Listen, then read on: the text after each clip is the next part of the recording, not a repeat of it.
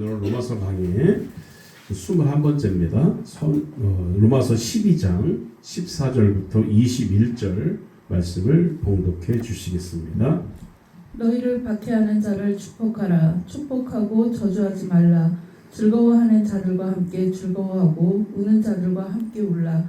서로 마음을 같이하며 높은 데 마음을 두지 말고 도리어 낮은 데 청하며 스스로 지혜 있는 채 하지 말라. 아무에게도 악을 악으로 갚지 말고 모든 사람 앞에서 선한 일을 도모하라.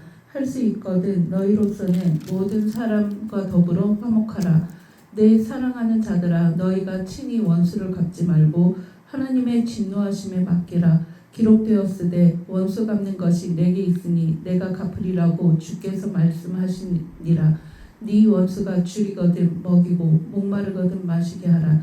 그리함으로 네가 숯불을 그 머리에 쌓아 놓으리라.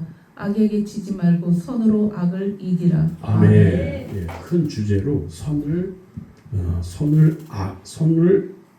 악을 선으로 악을 이기라라는 제목인데 오늘 큰 제목은 따라합시다. 이에는 이, 눈에는 눈이라는 제목으로 용서라는 제목으로 말씀을 증거하는 시간을 갖겠습니다. 여러분, 성도는 혼자서 이 땅을 살아가는 것이 아닙니다. 요즘은 개인주의 시대라고 해서 너무 개인주의가 팽배함으로 말미암아 단체 이렇게 사회성이 많이 결여된 그런 지금 상태에 있습니다. 그래서 우리 아이들도 학교에서 사회성을 갖기가 너무 힘들어서 일반 제도권에 있는 학교보다는 대안학교를 많이 가는 경우도 있죠. 교회들 큰 교회들에서 대안학교를 만들어서 자기 교회 학생들을 그 학교에서 그 교회에서 가르치는 그런 일들이 있습니다. 어떻게 보면 사회적 사회성이 결여된 그 아이들이 많이 성장하다 보니까 편협된 생각과 이런 것들이 있을 수 있죠. 그러나 성도는 혼자 이 땅을 살아가는 것이 아니라는 것을 우리가 깨달아야 되겠습니다. 항상 주변 사람들과 어울려 살아가는 거예요. 이것이 우리의 인생인 줄 믿습니다. 다시 말하면 이웃과의 관계를 통해서 살아가는 것이 우리의 살림살이다라는 거예요. 몸을 부대끼며 살아가는 이웃을 보면 좋은 이웃도 있지만 나쁜 이웃도 많이 있습니다. 좋은 이웃과 좋은 관계를 맺으며 살아가는 것은 그리 어려운 일이 아니죠. 선량하고 상식이 통하고 믿음이 있는 사람들과 살아가는 데는 그다지 어려울 것이 없습니다. 그러나 항상 악의를 품고 살아가는 사람과 원만한 관계를 맺고 살아가는 것은 그렇게 쉬운 일은 아닙니다. 성도와 불신자의 차이는 바로 여기에 있어요. 나쁜 이웃과 어떤 관계를 맺고 사느냐 이런 것입니다. 우리들은 선한 이웃과 살아가는 건 쉽죠. 그러나 나쁜 이웃과 우리는 어떤 관계를 맺고 살아가야 될까?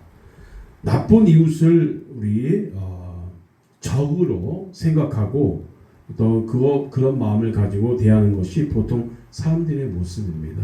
다른 사람이 잘못했을 때 자기도 똑같이 악의를 갖고 복수하고 대하는 그런 세상 사람들의 모습을 볼 수 있어요.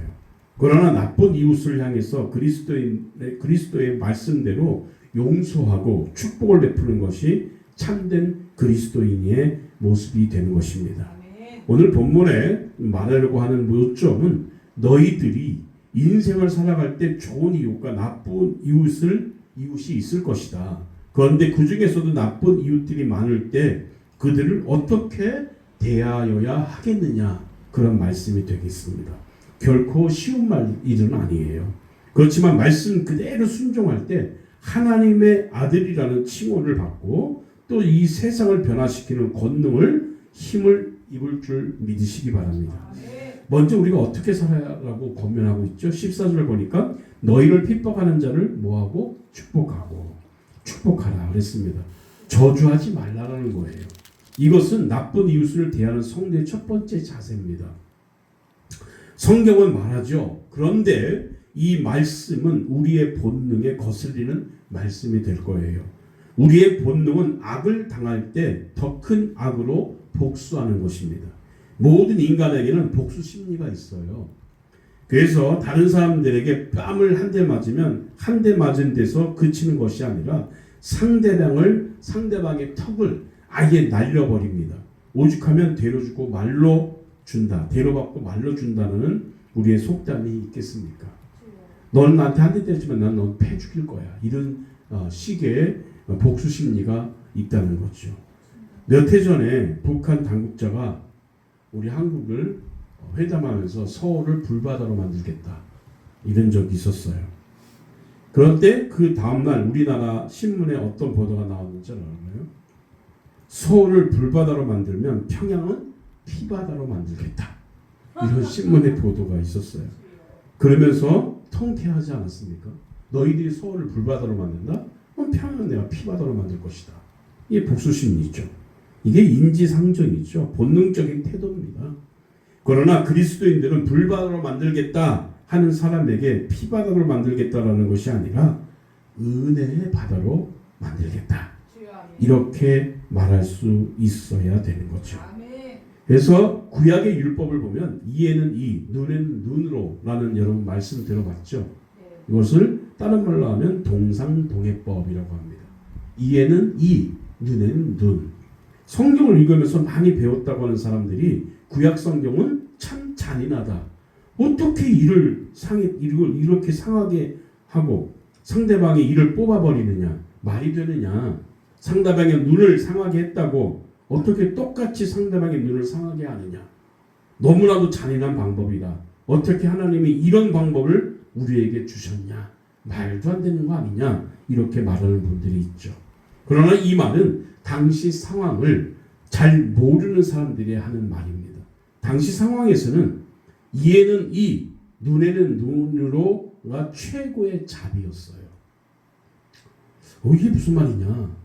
눈으로 나한테 죄를 줘서 너도 눈 똑같이 다쳐야 되고 이는 이대로 그대로 갚아야 되는데 이게 무슨 자비냐 무슨 뜻이냐 하면서 당시 어떤 사람이 누군가의 일을 상했다고 합시다. 그러면 상대방은 그 사람의 일을 상하게 하는 데서 멈추는 것이 아니라 그의 갈비뼈를 부러뜨립니다.